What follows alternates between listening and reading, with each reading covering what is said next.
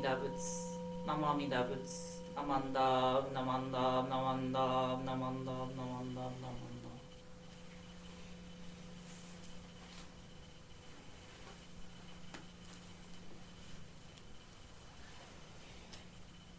We'll now chant Sambujo, followed by the reading of the three treasures 1. And then finally, for the end of our liturgical part of the service, we'll chant Jusege.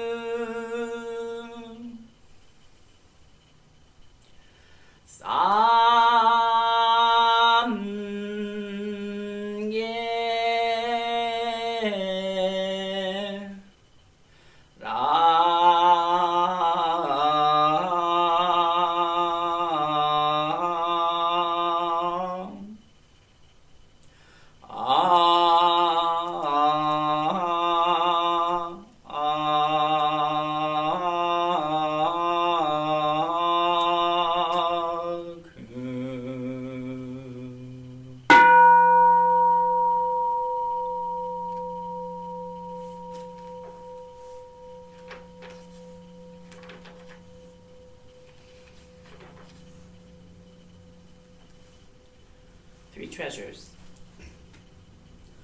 Hard is it to be born into human life. Now we are living it.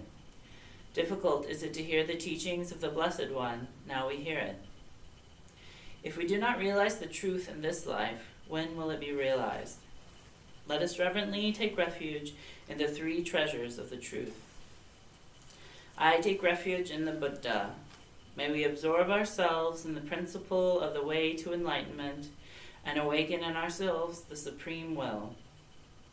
I take refuge in the Dharma.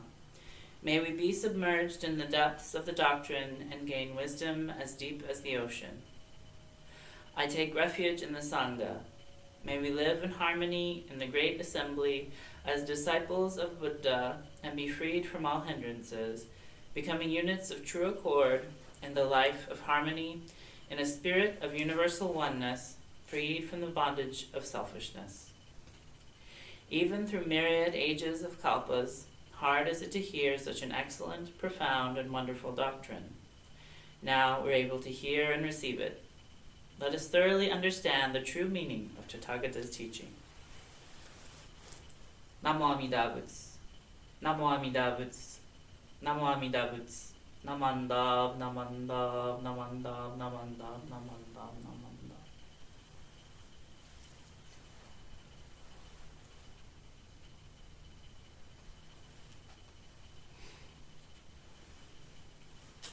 Please join me in chanting Ju Sege.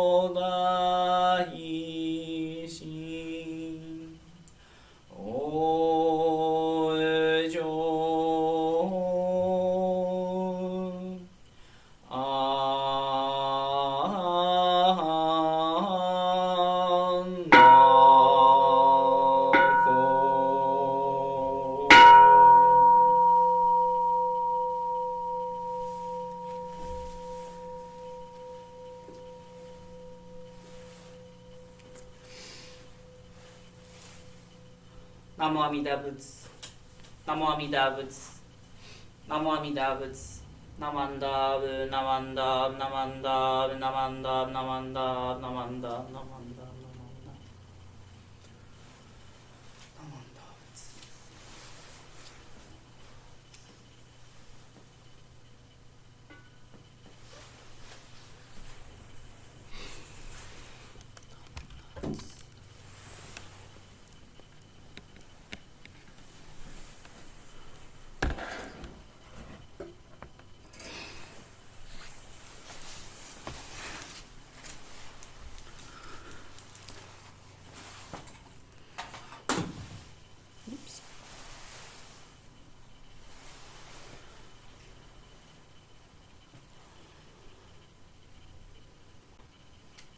Good morning, everyone.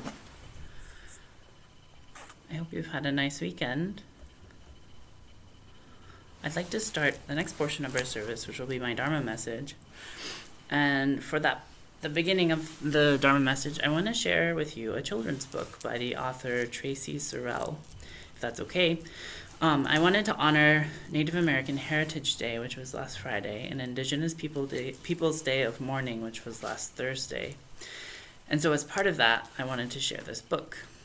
So let me just share my screen. Give me just a moment.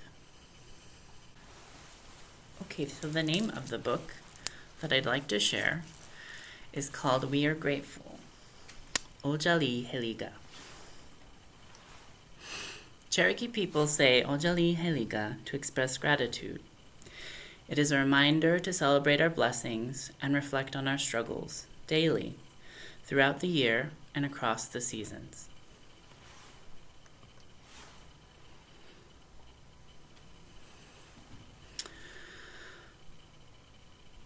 Uligo Husti.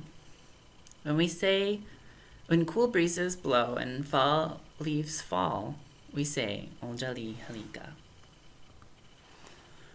As shell shakers dance all night around the fire, and burnt cedar drifts upwards during the great new moon ceremony, as we clean our houses, wear new clothes, enjoy a feast, and forget old quarrels to welcome the Cherokee New Year. While we collect buckbrush and honeysuckle to weave baskets, to remember our ancestors who suffered the hardship and loss of the Trail of Tears, and have hope that our Elisi, grandma, cradles the new members of the family and reveals his Cherokee name. Gola, winter. As bears sleep deep and snow blankets the ground, we say Otsaliheliga. While elders share their stories and we savor buttery bean bread and steamy hominy soup, when we feed our animals and bird friends, as older children teach the younger ones how to make corn husk dolls and play cane flutes, while we gather to remember an uncle who passed on, as men cuddle babies and sing traditional lullabies in Tsalagi, Cherokee.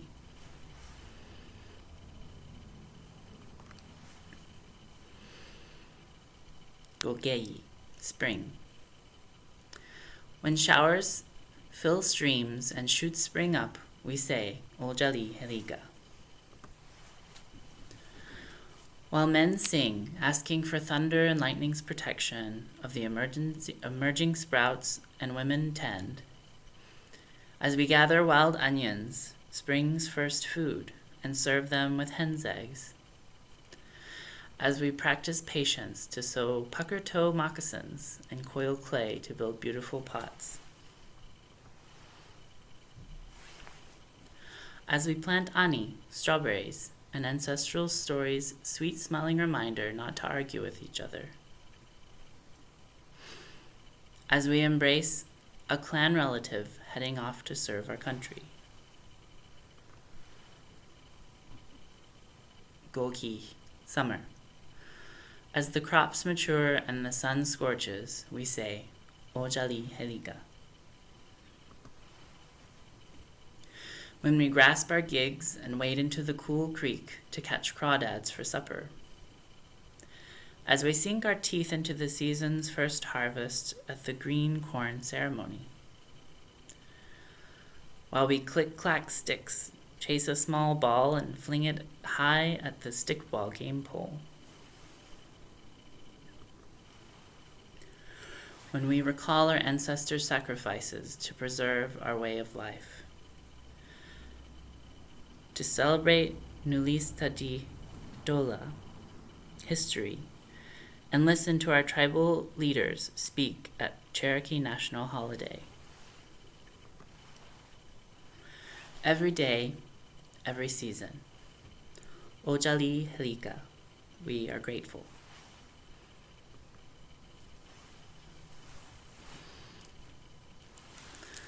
I hope you enjoyed the story that I shared. I'd like to continue on with my Dharma message. So last Thursday, many of us celebrated Thanksgiving. And as I said earlier, Native American Heritage Day was Friday. And also on Thursday was the Indigenous Peoples' Day of Mourning that's often held in New England. And I've been thinking about the juxtapositions of these two holidays, or these holidays, of Thanksgiving, Native American Heritage Day, and Indigenous Peoples' Day of Mourning. And to me, and maybe lots of others, the holiday of Thanksgiving represents an expression of deep gratitude, which is an important aspect of Jodo Shinshu Buddhist religious life. Saying Nembutsu is, in a sense, expressing our gratitude to Buddha, to our ancestors, our friends, our family, loved ones, and all the causes and conditions that have led us to this current moment. The Thanksgiving holiday also has a lot of problems, too. While many of us celebrate Thanksgiving with friends and loved ones, many indigenous peoples in the U.S. hold this day and the day after as times of mourning to remember the millions of ancestors who were murdered by colonists in this continent.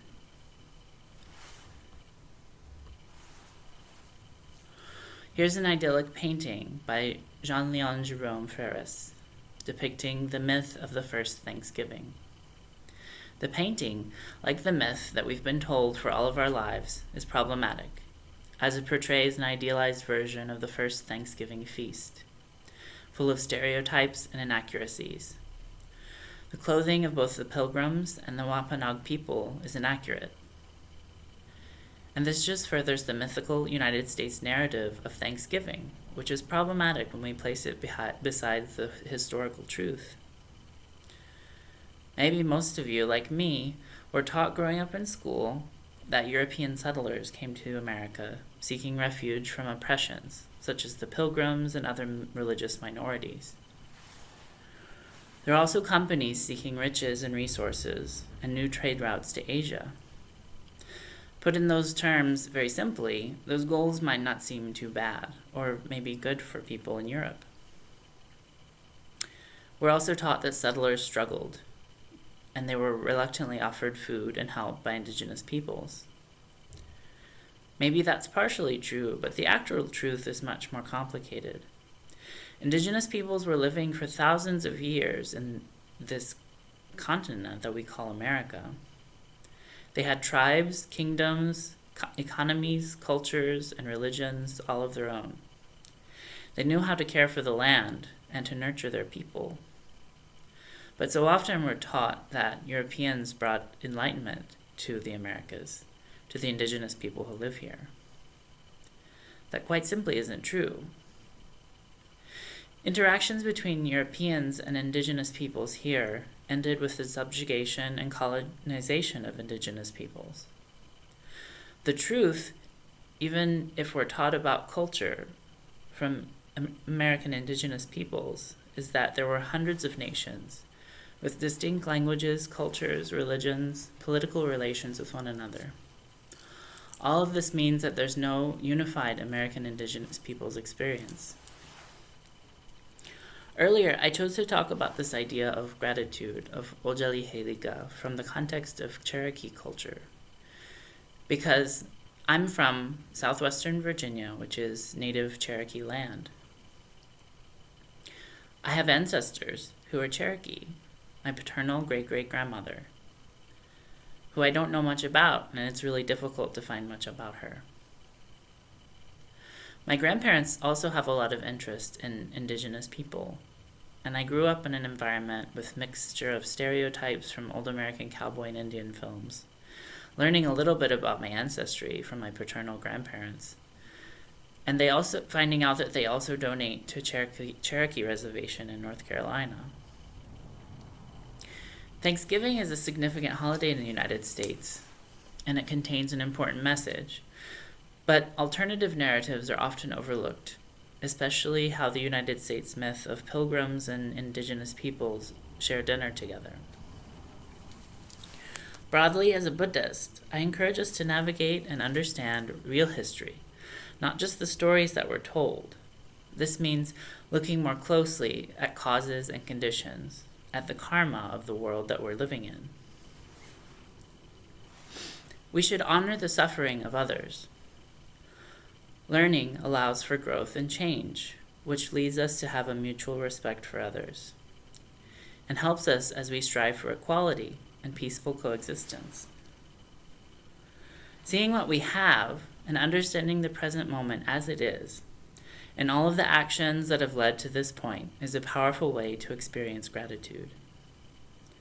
In spite of all this sadness and difficulty or joy and success that we may be experiencing along the way, it's possible, with a deep sense of appreciation, to find contentment for what we have, rather living in a false reality that's centered on ourselves.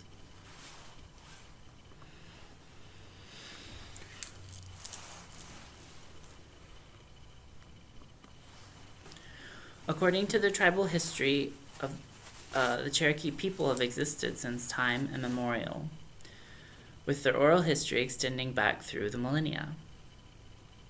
First recorded encounters with European settlers was in 1540 with Hernando de Soto, which led to trade and intermarriage from various European immigrants, especially the English, Scots, and Irish. Treaties were made between the British and Cherokee Nation as early as 1725, with the Cherokee Nation being recognized as inherently sovereign through those nation-to-nation agreements.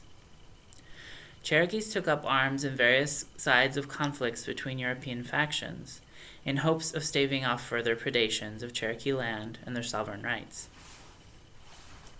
By 1828, when gold was discovered in the Cherokee Nation, they had a written language, a newspaper, and published both in Cherokee and in English, and a constitutional government. Despite this assimilation, in 1935, a number of treaties with the U.S. had ceded away all but a small portion of Cherokee Nation's once vast lands.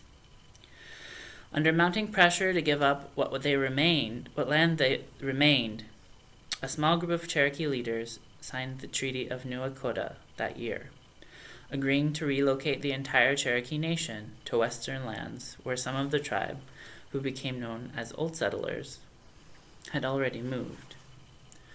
The principal chief, John Ross, refused to sign the Treaty of the New Dakota and urged the Cherokee people to stay in their homelands in hopes that he could get the treaty rescinded. Despite many efforts to defeat the New Dakota Treaty, measures to remove the Cherokees from their homes and farms got underway in 1838. Cherokees intermarried with whites and even slaves, and they were summarily rounded up and placed into more than a dozen stockades to await their departure. It's estimated that 16,000 Cherokees eventually were forced to undertake the 6 to 7 month journey to quote-unquote Indian territory in the land beyond Arkansas. Between the stockades, starvation and sickness, and the harsh winter conditions, some 4,000 Cherokees perished, never reaching the new land. The Cherokee people rebuilt their lives in Indian territory along with the other tribes who had been similarly driven away from the southeast. The Cherokee Nation's government unified the old settlers with the Cherokees recently immigrated from the east, ratifying a new Cherokee Nation Constitution on September 6, 1839. The tribe's newspaper resurged along with schools, businesses, and other entities. The Cherokee people thrived until the advent of the Civil War, once again pulling the tribe apart, with 2/3 of the nation siding with the Union and 1/3 with the Confederacy. The Cherokee Nation barely had time to rebuild after the war before another threat loomed: allotment. Cherokees owned their land collectively, and the concept of individual land ownership was foreign. But by the late 1800s, the U.S. government moved indigenous American people to reservations in order to open the lands for occupation and westward expansion by the U.S. government. The Cherokee Nation had been promised by treaty they would not be bothered in their new home and would never be removed again. Instead, the U.S. chose to create a new state and allot tribes' land out to individual owners. With Oklahoma's statehood in 1907, Cherokees suddenly became landowners and state citizens. Much of the Cherokee Nation's infrastructure was dissolved, including schools, courts, and most of its government. A dark period of great poverty ensued for many Cherokees, who suddenly had a new government and laws to navigate, as non-Indians quickly acquired former tribal lands. Tribal governments diminished, but never halted entirely. With the 1960s civil rights movement, a resurgence of tribal efforts took hold. The Principal Chiefs Act of 1970 paved the way for certain tribes, including the Cherokee Nation, to take back their government and popularly elect tribal officials once again.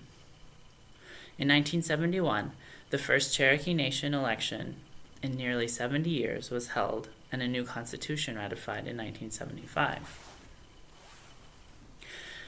That was a very quick history lesson, but it highlights some of the major struggles that the Cherokee Nation and the nations and tribes of many other American indigenous peoples were forced to endure by the European and U.S. expansion into the North American continent.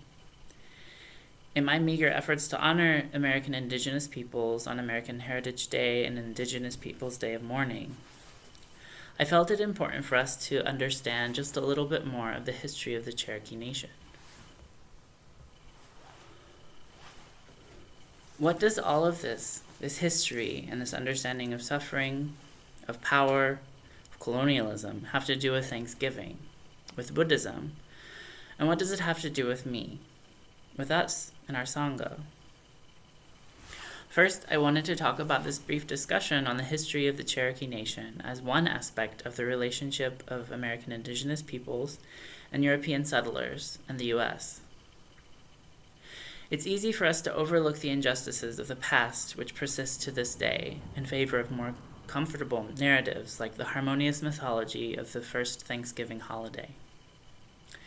And the second thing is that Jodo Shinshu teaches us that we're all foolish and have very limited understandings of our relationships with others, how our actions impact ourselves and everyone else. So we must be open to hearing the Dharma. The Dharma reveals to us the truth of our interconnectedness, so understanding historical events is important. It's equally important for us to see details and to see the ideals for us to pursue within the Dharma, which includes gratitude and thanksgiving. We can all hope that if we learn from our past of injustice and suffering, we can grow and not repeat those mistakes that cause so much hardship for others. Amida Buddha is unending light and limitless life, immeasurable wisdom and compassion. And that light of wisdom, of the Dharma, is what allows us to see reality more clearly.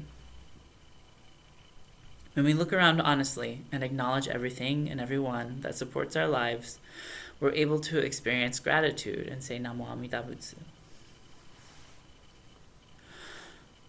In the author's note of the book I shared earlier, Tracy Sorrell notes that Cherokee culture places a strong emphasis on expressing gratitude to Unelavi,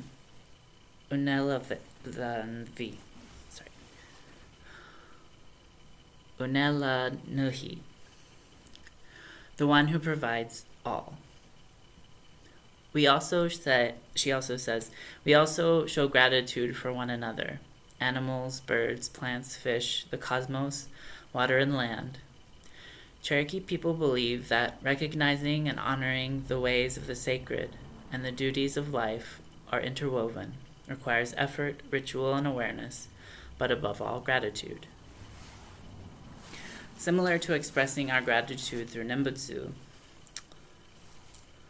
Otsaliheliga is a practice of gratitude that acknowledges the beings and the world around us that support us in life every day.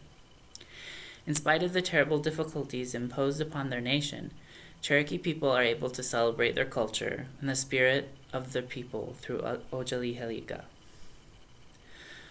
Though this practice of gratitude and of Nembutsu are not the same, I think that they have a lot in common, and it's easy to see how practicing gratitude is important every day, and especially relevant during Thanksgiving. Buddhism teaches us that we all face suffering, though its sources are different for each of us, and how this suffering affects us will also vary. Discomfort is a fact of life. Rather than finding happiness and seeking pleasure and attaining all our goals and getting everything we want out of life, we can find a deeper sense of joy in being grateful for the sacrifices and all of the care and support offered by our ancestors, our loved ones, and the world around us. Experiencing true gratitude is a personal and difficult process. We can't go around telling others to be grateful because we don't know exactly what they're going through. The best we can do for ourselves is to try to understand our own lives and to live a little more, to learn a little bit more about the world and around ourselves, so that we can cultivate compassion for ourselves and for others. I see understanding, or wisdom, and gratitude as two separate but deeply intertwined concepts. We can't fully feel one of them without also experiencing the other. When we learn about injustice and perseverance, when we learn about the richness of other cultures, traditions, and religions, we might respond in gratitude for the experience of our shared humanity and the beauty we find in other people. We can also experience this sense of gratitude when we learn more about the lives of our Buddhist ancestors and teachers, and when we encounter them with humility and an open heart and mind, we are able to learn and to grow. This growth represents a fundamental change in who we are and our perspectives. We express our gratitude in giving thanks to Buddha, to other cultures and religions, to loved ones and the universe. Hopefully, eventually we may learn to sometimes even express thanksgiving to those who give us trouble or circumstances that cause us suffering, because those things can also help us to grow. With this expanded perspective and sense of growth comes the ability to express compassion for ourselves and for others. When we're able to have a broader perspective on life with its complex situations, we're able to address problems in our world that cause suffering more carefully and more skillfully. With that, I'd like to close my message with an expression of thanksgiving, of gratitude from our founder, Shinran Shonin, which he writes at the close of his major work, the Kyogyo Shincho. Please join me in Gassho. How joyous I am, my heart and mind being rooted in the Buddha ground of the universal vow, and my thoughts and feelings flowing within the Dharma ocean, which is beyond comprehension. I'm deeply aware of the Tathagata's immense compassion, and I sincerely revere the benevolent care behind the Master's teaching activity.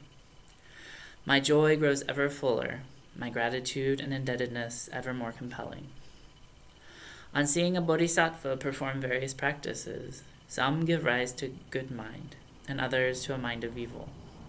But the bodhisattva embraces them all. Namo Amida Butsu. Namo Amida Butsu. Namo Amida Butsu. Namanda, Namanda, Namanda, Namanda.